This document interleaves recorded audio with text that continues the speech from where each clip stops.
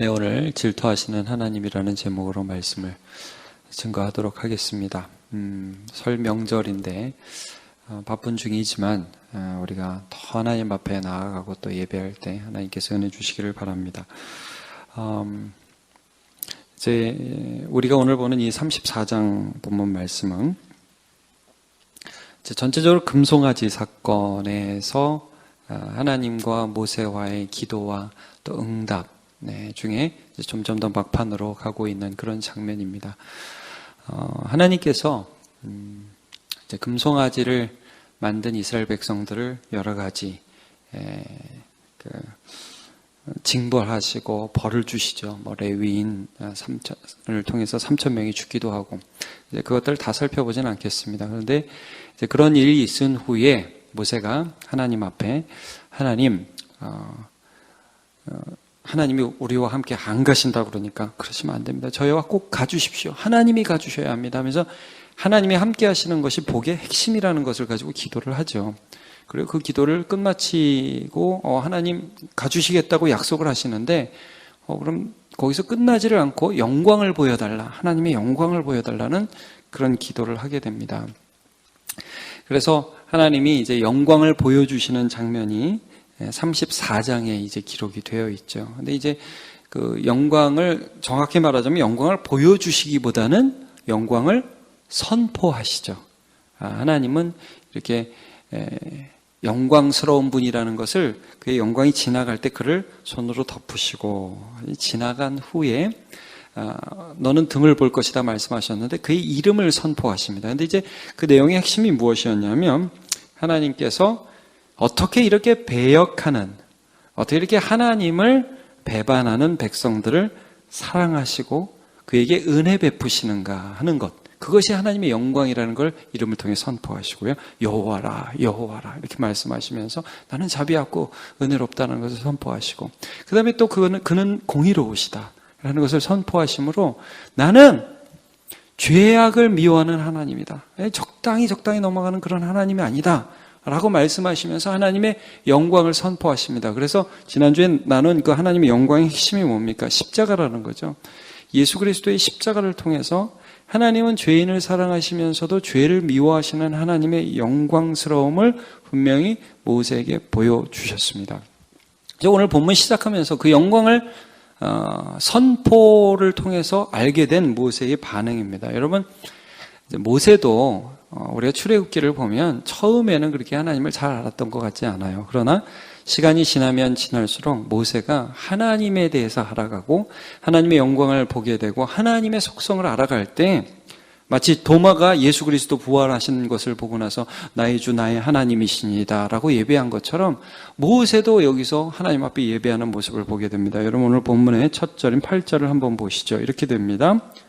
모세가 그 피 땅에 엎드려 경배하며, 그렇게 됐습니다. 여러분, 참 이게 예배의 원형이 여기 나와요. 그 피 땅에 엎드립니다. 여러분, 처음에 모세가 하나님 만났던 거 기억나십니까?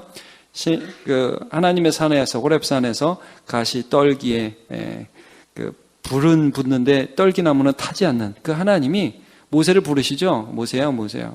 그래서 네 신을 벗어라. 몰라요. 네 신을 벗어라. 그러니까 하나님에 대해서 잘 모르는 거예요. 예배가 잘 안 나와요. 그런데 여러분, 하나님의 영광스러움을, 하나님의 은혜로움을 모세가 알면 알수록 그 하나님에 대하여 아는 그 마음이 그로 하나님 앞에 엎드리지 않게 하지 않을 수가 없다는, 엎드리지 않고는 견딜 수 없다는 그런 것들을 여기서 보게 됩니다. 여러분, 오늘도 우리가 설날이지만 예배했습니다. 물론 예배는요, 여러분, 습관이 되어야 합니다. 그러나 습관적이지는 않죠.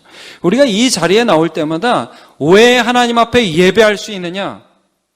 우리 같은 존재가 하나님의 영광스러움을 경험할 때마다 십자가의 능력, 십자가의 사랑, 이해할 수 없는 그 사랑을 하시는 하나님, 죄를 미워하시는 하나님을 경험할 때마다 무릎 꿇지 않고는 견딜 수 없는 것이, 그것이 예배인 줄로 믿습니다. 여러분, 우리가 설입니다. 물론 이 자리에 나오고 싶지만 못 나온 분들 많이 계십니다. 그러나 저와 여러분의 심령 가운데, 마음 가운데 하나님을 예배하고자 하는 마음은 하나님이 주시는 것입니다. 그 마음으로 예배하는 저와 여러분 되시길 축복합니다. 모세가 엎드렸어요. 그래도 모세가 기도합니다. 여러분 9절 한번 보실까요? 이르되 같이 한번 보죠. 시작. 주여 내가 주께 은총을 입었거든 원하건대 주는 우리와 동행하옵소서. 이는 목이 뻣뻣한 백성이니이다. 우리 악과 죄를 사하시고 우리를 주의 기업으로 삼으소서 그랬습니다. 여러분 여기 기도 보면 두 가지 제목이 나오는데 하나는 주님 우리와 동행하옵소서라는 기도 제목, 또 하나는 회개의 기도입니다. 하나님 우리의 죄를 용서해 주옵소서. 근데 여러분 참 재미있어요. 사실 어떻게 보면 9절에 나오는 하나님 우리와 동행하옵소서라는 이 기도의 제목에는 이미 모세가 응답을 받았습니다. 이미 같이 가달라고 약속을 구하면서 하나님 앞에 기도했고 하나님께서는 이미 응답하셨어요. 여러분 어디를 보시냐면 33절 14절을 보시면 이렇게 나와 있어요. 그 앞장에 14절 여호와께서 이르시되 내가 친히 가리라 내가 너를 쉬게 하리라 이렇게 말씀을 이미 해주셨습니다. 근데 또 기도하잖아요. 동행해달라고. 이거 뭐 중언부언입니까? 했던 것도 하고 한 말 하고 또 한 말 하고. 여러분 이게 아니죠. 여기서 하나님의 임재 가운데 어떻게 모세가 기도하는지 우리가 느낄 수 있는 게 뭐예요? 있어요. 뭐냐면 모세가 지금 하나님 안에 있구나. 기도자가 하나님의 뜻이 그의 마음에 충만히 있는 거예요. 회개하기를 원하시는 하나님의 마음, 그리고 하나님과 함께 가는 것, 하나님이 나와 함께 하는 것, 이것이 최고의 복이라는 그 열망과 열정에 사로잡힌 거예요. 여러분 애들이 어디 갈 때 마치 이렇게 하는 것과 같아요. 그 부모님하고 어디 놀이동산 갈 때 아빠 지금 우리 서울랜드 가는 거 맞아? 가면서 또 물어. 우리 가는 거지? 가면 뭐 해야지? 여러분 그 얘기 계속 하죠. 애들이 어디 가면 뭐 타야지? 가면 뭐 타야지? 똑같은 말 계속 하잖아요. 여러분 그게 뭐예요? 그의 안에 어떤 그 소원들이 있다는 거예요. 근데 그 소원이 지금 모세는 하나님의 소원과 모세의 소원이 일치하여 기도하고 있는 것입니다. 여러분 이 모든 것이 어디에서 왔느냐? 하나님이 어떤 분인지를 경험한 모세 안에서 일어나고 있던 열정이에요. 여러분 우리의 예배를 예배되게 하시는 분이 하나님이십니다. 우리의 기도를 기도되게 하시는 분이 하나님이시라는 거예요. 그 하나님의 인도하심이 모세 안에 있었어요. 자, 요한복음 15장 7절을 한번 같이 보죠. 시작. 너희가 내 안에 거하고 내 말이 너희 안에 거하면 무엇이든지 원하는 대로 구하라. 그리하면 이루리라. 자, 요한일서 5장 14절 같이요. 시작. 그를 향하여 우리가 가진 바 담대함이 이것이니 그의 뜻대로 무엇을 구하면 들으심이라. 모세 안에 이 마음이 있었습니다. 나는 지금 주님 뜻 가운데 있다. 여러분 때로는 기도하러 나갔을 때, 때로는 예배하러 나갔을 때 여러분 기도가 안 될 수 있다고 그랬죠. 예배가 안 될 수 있다고 그랬죠. 여러분 하나님의 임재 안으로 들어가는 시간에 기다림의 기도를 하시기를 축복합니다. 기다리세요. 바라보세요. 그래 하나님의 임재 안에 들어갈 때 진정으로 예배하며 기도하며 한마디가 나와도 주님 뜻 안에서 기도하게 되는 것입니다. 자, 이렇게 그가 기도하였을 때에 하나님께서 어떻게 그에게 응답하셨는지를 우리가 한번 좀 보게 됩니다. 10절을 한번 보시죠. 10절 그 맨 처음에 언약이라는 단어에 유의해서 첫 문장만 같이 한번 읽어보겠습니다. 시작. 여호와께서 이르시되 보라 내가 언약을 세우나니. 여기까지요. 언약을 세우나니. 언약에 동그라미 치실 수 있는 분은 치십시오. 하나님 함께 가주세요. 약속까지 받았어요. 하나님 함께 가주세요. 또 기도했어요. 그랬더니 하나님이 뭐라고 말씀하냐면 내가 너하고 언약을 세우나니 이렇게 말씀을 하고 계세요. 이 언약이라는 단어는 굉장히 성경에서 중요한 단어입니다. 얼마나 중요하냐면 우리가 성경을 언약의 책이라고 하잖아요. 신약, 구약이 다 이 약속이라는 뜻 아닙니까? 자, 우리는 이 언약이라는 단어가 여기 등장하는 그 이유에 대해서 조금 지난번에도 살펴봤는데 여러분 34장 초반에 보면 하나님이 모세에게 영광을 보여준다고 말씀하시면서 약속하실 것에 대한 암시를 이미 하고 계세요. 1절에 보면 돌판 가지고 올라오라고 말씀하시죠. 여러분 34장 1절을 한번 보세요. 여호와께서 모세에게 이르시되 너는 돌판 둘을 처음 만든 것 같이 다듬어 만들라. 자, 내가 깨트린 처음 판에 있던 말을 내가 그 판에 쓰리니. 이게 무슨 말씀입니까? 금송아지 만드니까 모세가 깨버렸죠. 언약 파기입니다. 야, 난 너 같은 놈 내 백성 할 수 없어라는 뜻이에요. 여러분, 애들 너무 잘못하면 너를 호적에서 파버리겠어. 뭐 이런 거하고 비교할 수 있다고 할 수 있어요. 깨트렸어요. 근데 하나님이 다시 부르실 때 돌판을 다시 만들어서 가져오라고 이렇게 명령을 하셨어요. 이게 무슨 말이에요? 다시 언약하겠다는 거예요. 다시 약속하겠다는 거예요. 다시 말하면 너를 내 백성 삼고 나는 너의 하나님이 되겠다는 언약식 다시 하겠다는 거예요. 그냥 대충 난 너 사랑해. 나도 너 사랑해. 그래 그럼 됐어 하다가 좀 안 좋으면 깨지고 뭐 이런 거 아니라는 거예요. 이게 정말 똑바로 씩해서 똑바로 하겠다는 그런 하나님의 의지가 여기 담겨져 있는 거예요. 여러분 여기 언약이라는 단어 그리고 언약을 세운다는 단어는 굉장히 좀 조심스러운 단어입니다.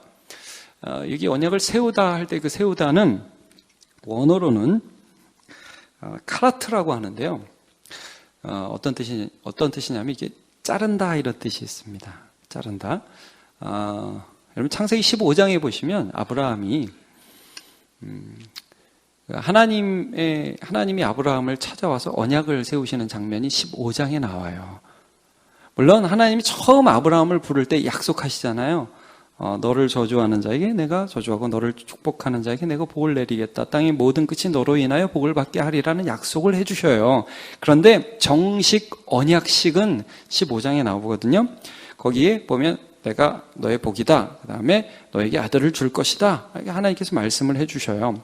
그런 다음에 이런 거를 하세요. 야, 고기 잘라라. 그래서 고기를 이렇게 반으로 쭉 자릅니다. 그리고 해가 질 때 아브라함 깊은 잠에 들다가 확 깼는데 횃불이 그 쪼갠 고기 사이로 이렇게 쭉 지나갑니다. 여러분, 이때의 이 언약은 약속은 어떻게 했습니까? 뭐 요즘이나 옛날이나 초딩들은 뭐 다 손가락 걸고 약속하잖아요. 근데 이때는 어떻게 약속을 했냐면 쌍방간에 고기를 이렇게 재물을 하나 놓고 재물을 이렇게 좀 잔인하긴 하죠. 반을 쭉 갈랐어요. 그리고 그 계약자 둘이 그 사이를 이렇게 지나가는 게 그게 계약식이에요.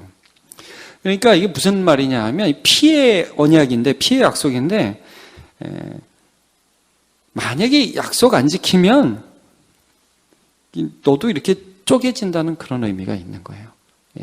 그러면 여러분 여기서 하나님이 계약을 세운다. 마치 재물을 쪼개듯이 이러한 약속을 하신다. 이게 무슨 의미입니까? 야, 내가 장난삼아 대충 내가 네 하나님이 돼줄게 이런 약속이 아니라는 거예요, 여러분. 하나님께서 이 이스라엘 백성 금송아지까지 만들었어요. 죄인이에요. 버려도 돼요. 그런데 그의 하나님이 되시겠다는 것을 이 언약으로서 세워주시겠다는 말씀이에요. 여러분, 성경에서는 약속 굉장히 강조해요. 신약에서는 어떻게 말씀하셨어요? 예수 그리스도께서 우리를 위하여 죽으심으로 하나님께서 우리에게 대한 자기의 사랑을 확증하셨죠. 그리고 성령께서 그 사랑을 우리의 마음에 인쳐주셨죠. 도장 꾹 찍어주셨죠. 우리는 항상 이 세상을 살아갈 때 뭘 붙들고 살아가느냐? 약속을 붙들고 살아가는 거예요. 이 언약을. 여러분 한번 잘 생각해 보세요. 아브라함이 살아갈 때에 뭘 붙들고 살아간 걸 믿음이라고 그랬습니까? 약속을 붙들고 살아간 걸 믿음이라고 합니다. 약속을 붙들고. 처음에 하나님이 그를 부르실 때 해준 그 약속을 붙들고 살아가는 걸 믿음이라고 그래요. 여러분, 그 아브라함의 언약을 이삭도 붙들고 살아갔어요. 근데 야곱 때 좀 희미해질 때쯤 되니까 하나님이 야곱도 또 불러서 또 약속해 주시죠. 베델에 가서 베개를 베고 잠을 자는데 꿈에 하나님이 나타나셔서 사닥다리가 하늘에서 있는데 천사들이 오르락 내리락 하면서 야, 야곱아, 네가 지금 형 2번이나 속이고 정말 거짓말장이고 그런 말은 성경에 그 말까지는 안 나오지만 전체적으로 네가 그런 인간이지만 내가 너를 반드시 너와 함께 있어서 이 땅에 돌아오게 하겠고 그리고 이 모든 땅을 너와 너의 자손에게 주겠다. 약속하죠. 그 약속을 붙들고 야곱이 생활을 하죠. 그리고 그 약속을 붙든 야곱의 믿음대로 하나님이 라반의 손에서도 건지시고 에서의 손에서도 건지시고 12아들과 한 딸을 주시고 약속을 붙들고 살아가는 게 믿음이라는 거예요. 그의 아들 요셉, 어렸을 때 꿈 2개 꾸죠. 해와 달과 11별, 곡식 11단이 자기에게 와서 절을 합니다. 요셉이 그거 붙들었어요. 하나님이 나와 함께 하신다는 걸 붙들었어요. 그러니까 여러분, 믿음이라는 건 뭐냐 하면 하나님이 세우신 약속을 붙들고 가는 것입니다. 여러분 10절을 한번 10절을 받고 11절부터 13절 한번 보세요. 10절을 그냥 보겠습니다. 10절을 시작. 여호와께서 이르시되 보라 내가 언약을 세우나니 곧 내가 아직 온 땅 아무 국민에게도 행하지 아니한 이적을 너희 전체 백성 앞에 행할 것이라. 내가 머무는 나라 백성이 다 여호와의 행하심을 보리니 내가 너를 위하여 행할 일이 두려운 것임이니라. 내가 너를 위해서 행한대요. 이 약속입니다. 자, 이렇게 언약 백성이 되었다는 것은 하나님이 우리의 편이 된다. 하나님이 나의 하나님이 되신다는 하나님 편에서 약속이 있는 것이고요. 또 우리는 그렇기 때문에 어떤 약속을 하냐면 이 세상을 살아가면서 이 하나님을 나의 주인으로 삼으면서 이 세상에 살아가겠다는 그런 약속이 있는 거죠. 자, 11절부터 13절. 3절 같이 보겠습니다. 시작. 너는 내가 오늘 내게 명령하는 것을 삼가 지키라. 보라 내가 내 앞에서 아모리 사람과 가나안 사람과 헷 사람과 브리스 사람과 히윗 사람과 여부스 사람을 쫓아내리니 그러니까 너는 스스로 삼가 내가 들어가는 땅의 주민과 언약을 세우지 말라. 그것이 너에게 올무가 될까 하노라. 너희는 도리어 그들의 제단을 헐고 그들의 조상을 깨뜨리고 그들의 아세라상을 찍을지어다. 자, 이렇게 말씀하고 있습니다. 자, 여러분, 요 말씀을 현대적으로 좀 잘못 적용하는 경우는 이런 경우가 있죠. 요즘에 가끔 어떤 경우가 있습니까? 예수 열심히 믿는 사람 중에 절에 몰래 들어가가지고 불상 찍어버리고, 그다음에 거기서 회파하고 막 그림 그리고. 여러분, 그런 차원으로 적용을 하라는 말씀이라고 볼 수 없습니다. 이건 무슨 말씀이냐? 자, 여러분, 거기에 14절이 어떻게 나와죠? 14절을 한번 같이 읽어보죠. 시작. 너는 다른 신에게 절하지 말라. 여호와는 질투라 이름하는 질투의 하나님임이니라. 자, 여러분, 여기 질투라는 말씀이 나와요. 보통 질투가 뭡니까? 좀 긍정적인 면으로 많이 안 쓰이는 단어입니다. 쟤는 왜 이렇게 질투가 심해? 그러면은 미움이 있고 시기가 있다는 뜻으로 많이 쓰이죠. 그러나 여기서는 그런 뜻의 질투가 아닙니다. 여기서 질투라는 말은 어떤 전제하에서 쓰인 말이냐면 배타적 사랑 안에서의 강렬한 사랑을 말하는 겁니다. 배타적 사랑. 여러분, 부부관계에는 배타적인 사랑이죠. 이제 언약도 그런 의미입니다. 자, 여러분, 이거 언약이라는 단어 안에서 생각하셔야 됩니다. 약속이라는 단어 안에서. 너와 나는 특별한 관계라는 거예요. 하나님과 이스라엘 백성들은 특별한 관계예요. 세계가 다 나에게 속하였지만 내가 너희를 제사장 나라 삼겠다. 하나님이 그러셨어요. 특별한 관계예요. 그 관계 안에서 하나님이 너를 사랑한다는 거예요. 여러분, 부부가 그런 거죠. 부부가 남편과 아내가 특별한 관계예요. 아니, 결혼을 했는데 남자가 온 세상 여자를 연인으로 삼으면 안 돼요. 장동건이 아무리 잘생겼어도 아니, 온 세상 여자를 다 애인 삼을 수 없어요. 그럼 고소영이 가만히 안 있어요. 그죠? 여러분, 이런 거예요. 하나님과 우리가 언약 백성과 하나님의 자녀가 된 그런 관계가 됐어요. 하나님이 우리 주인이시라고요. 하나님이 나를 특별하게 사랑하시는 것은 나에게는 어떤 의미가 있냐면 나는 이 세상에서 하나님만을 나의 주님으로 삼는다. 이게 의미가 있는 거예요. 그럼 여러분, 여기서 오늘 적용점으로 뭘 볼 수 있냐면, 이게 어디서 깨지느냐? 예배에서 깨진다며, 예배에서. 대부분 어디서 깨지냐? 예배에서 무너지면 이게 깨지는 거예요. 그 다음에 관계에서 무너지면 이게 깨지는 거예요. 그 두 가지를 경계하시는 것입니다. 여러분, 15절을 한번 보시죠. 제가 읽을게요. 너는 삼가 그 땅의 주민과 언약을 세우지 말지니 이는 그들이 모든 신을 음란하게 섬기며 그들의 신들에게 제물을 드리고 너를 청하면 내가 그 제물을 먹을까 함이며. 자, 언약 세우고 관계하고, 여러분 그 가운데에서 그들의 예배 가운데에 너희의 마음들이 뺏길 수밖에 없다는 거예요. 왜냐하면 여러분, 이방 예배는 화려합니다. 멋있고 또 사람의 쾌락을 자극하고, 그러니까 너희가 거기에 가서 그들과 관계하면 100% 넘어간다. 관계하지 말라는 거예요. 여러분, 우리가 이 말을 듣고 또 그럼 뭐 앞으로 사업도 안 하고 믿지 않는 사람은 만나지도 말고, 그런 게 아니죠. 여러분, 그러나 그 관계가 나의 중심에 영향을 주는 관계여서는 안 된다는 거예요.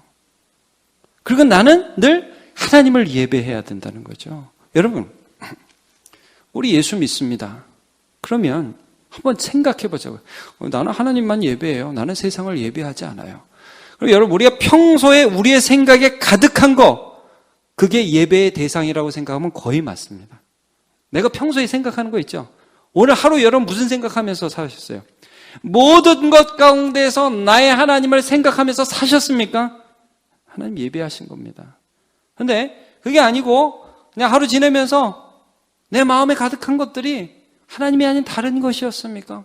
그것을 예배하는 것입니다. 거의 틀림이 없습니다. 그래서 여러분, 내 마음에 사랑하는 것, 그것과 예배하는 것이 다르지 않다고요. 우리가 두 주인을 섬길 수가 없습니다. 하나님과 재물을 겸하여 섬길 수 없느니라. 하나님과 이 세상 사랑을 겸하여 할 수 없느니라. 예. 근데 여러분, 제가 맨 처음에 그래서 오늘 말씀을 나누면서 이걸 했잖아요. 우리가 진정으로 예배할 수 있는 것은, 그러니까 예배해야지, 이게 아니라 하나님의 영광을 기다리는 자, 하나님이 어떤 분이신지를 경험하는 자, 하나님의 그 사랑 앞에 엎드리는 자, 그가 예배할 수 있고 기도할 수 있습니다. 그리고 하나님이 그렇게 우리를 부르셨다는 것을 우리가 날마다 경험해야 돼요. 자, 우리 여러분 몇 장을 읽은 마태복음 6장 24절을 한번 읽어봅시다. 시작. 한 사람이 두 주인을 섬기지 못할 것이니 혹 이를 미워하고 저를 사랑하거나 혹 이를 중히 여기고 저를 경히 여김이라. 너희가 하나님과 재물을 겸하여 섬기지 못하느니라. 자, 요한일서 2장 15절도 한번 읽어보자. 시작. 이 세상이나 세상에 있는 것들을 사랑하지 말라. 누구든지 세상을 사랑하면 아버지의 사랑이 그 안에 있지 아니하니 이는 세상에 있는 모든 것이 육신의 정욕과 안목의 정욕과 이생의 자랑이니 다 아버지께로부터 온 것이 아니요 세상으로부터 온 것이라. 이 세상도 그 정욕도 지나가되 오직 하나님의 뜻을 행하는 자는 영원히 거하느니라. 아멘. 그러면 여러분, 제가 뭐 오늘 많이 나오시지는 않으셨지만 그러나 조심스럽게 이런 말씀 좀 드리고 싶습니다. 요즘에 결혼 너무 쉽게 안 믿는 사람하고 합니다. 예. 교제도 너무 쉽게 안 믿는 사람하고 신앙 검증되지 않은 상태에서 합니다. 좋지 않습니다. 뭐 그래서 내가 전도하려고 그래요. 그 옛날부터 그런 말 많았습니다. 근데 여러분, 언약 백성이라는 거예요. 언약 백성. 우리는 내가 누구냐면 이 하나님이 나를 자녀 삼아 주셨고 나는 그 하나님의 자녀라는 거예요. 여러분, 너무 많은 사람들이 중심을 예배에 두지 않아요. 예배는 지나가는 거야. 그리고 중심은 회사 생활에, 여러분, 물론 회사 생활 하지 않으라는 거 아니에요. 자녀 키우지 않으라는 게 아니에요. 그 모든 것의 중심에 하나님에 대한 언약 백성으로서의 자세를 가지고 살아가야 된다는 거죠. 그러니까 설인데 우리가 예배를 나왔으니까 우리가 얼마나 대단해요? 그게 아니라는 거죠. 그렇지 않죠? 우리가 오늘 물론 여러분 오늘 예배 나오지 못한 분들이 잘못됐다는 게 아니라 우리의 삶의 중심에 나를 자녀 삼아주신 하나님을 예배하는 마음이 중심에 똑바로 서 있어야 된다는 말씀입니다. 그리고 그렇게 할 때에 하나님이 우리에게 하신 약속들이 우리의 삶에 이루어지는 것을 믿음으로 보게 될 것이라는 말씀입니다. 여러분, 질투, 배타적 사랑입니다. 나와 하나님 사이의 배타적 사랑. 나는 그 특권을 누리는 자고 그 특권을 누리는 자에 걸맞게 살아가도록 하나님의 영광 앞에서 예배하고 그의 뜻을 따라 기도하는 하나님의 자녀로 살아가는 저와 여러분 되시기를 예수님의 이름으로 축복합니다.